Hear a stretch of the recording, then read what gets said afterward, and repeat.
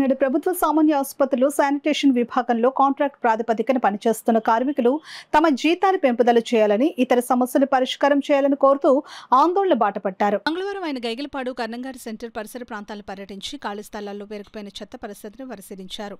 ఈ సందర్భంగా మాట్లాడిన ఆయన నగరపాలక సంస్థ ప్రత్యేక అధికారి జిల్లా కలెక్టర్ షాన్మోహన్ సగిలి ఆదేశాల మేరకు కాకినాడలో పన్నులు చెల్లించని ఖాళీ స్థలాలను ఇప్పటికే గుర్తించామని, ఆయా యజమానులు నవంబర్ 25 లోపు పన్నులు తప్పనిసరిగా చెల్లించాలని, ఆ గడువు నాటికి చెల్లించకపోతే సంబంధిత స్థలాలను ప్రభుత్వానికి 22A జాబితాలో చేర్చి స్వాధీనం చేసుకుంటామని హెచ్చరించారు.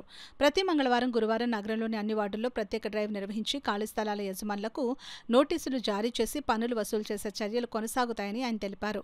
అలాగే ఖాళీ స్థలాల పక్కన నివసిస్తున్న ప్రజలు నగరపాలక సంస్థకు సహకరించాలని, తమ పరిసర ప్రాంతాల్లోని ఖాళీ స్థలాల యజమానుల వివరాలను తెలియజేయాలని డిప్యూటీ కమిషనర్ కె శ్రీనివాసరావు కోరారు. ఈ పర్యటనలో రెవెన్యూ ఇన్స్పెక్టర్ జాన్ పాల్తో పాటు పలువురు అధికారులు పాల్గొన్నారు. స్థలాలు ఏవైతే పన్ను చెల్లించకుండా ఉన్నాయో ఆ ఖాళీ స్థలాలన్నింటినీ కూడా ప్రభుత్వం ఆధీనంలోకి తీసుకొని కార్పొరేషన్కి సంబంధించి ప్రజా సంబంధిత కార్యక్రమాలకి ఉపయోగించడం జరుగుతుంది. అంతేకాకుండా ఈ ఖాళీ స్థలాలు దోమలకి, అపరిశుభ్రత పరిస్థితులకి కారణమవుతున్నాయి. అటువంటి వారి పట్ల కూడా చర్యలు తీసుకోవడంతో పాటు ఈ ఖాళీ స్థలాలపై వచ్చిన పన్నుల్ని కూడా మనం వాటిని శుభ్రపరచడానికి, తర్వాత బేసిక్ ఎమ్యూనిటీస్ ఏవైతే ఉన్నాయో కార్పొరేషన్ పరంగా పట్టణానికి కల్పించాల్సిన బేసిక్ ఎమ్యూనిటీస్ పట్ల నేను శ్రద్ధ వహించి వాటి పట్ల ప్రాముఖ్యత వహించి కార్యక్రమాలు మనం నిధులు కేటాయించడం జరుగుతుంది. కాబట్టి తప్పనిసరిగా అందరూ బాధ్యతగా తీసుకొని ఖాళీ స్థలాల యజమానులు అందరూ కూడా ముందుకు వచ్చి పన్నులు వేయించుకోవడంతో పాటు పన్నులు చెల్లించవలసిందిగా కోరుతున్నాం.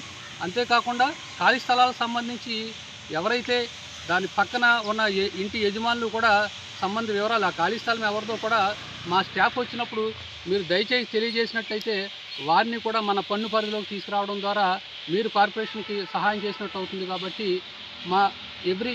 ప్రతి వారం మంగళవారం తర్వాత లక్షవారం మీ దగ్గరికి వచ్చే మా సిబ్బందికి ఎవరైతే ఉన్నారో వాళ్ళకి సహకరించి పన్నుల చెల్లింపులో మీ బాధ్యతగా నిర్వర్తించి కార్పొరేషన్కి సహాయ సహకారాలు అందించవలసిందిగా కోరి ప్రార్థిస్తున్నాను.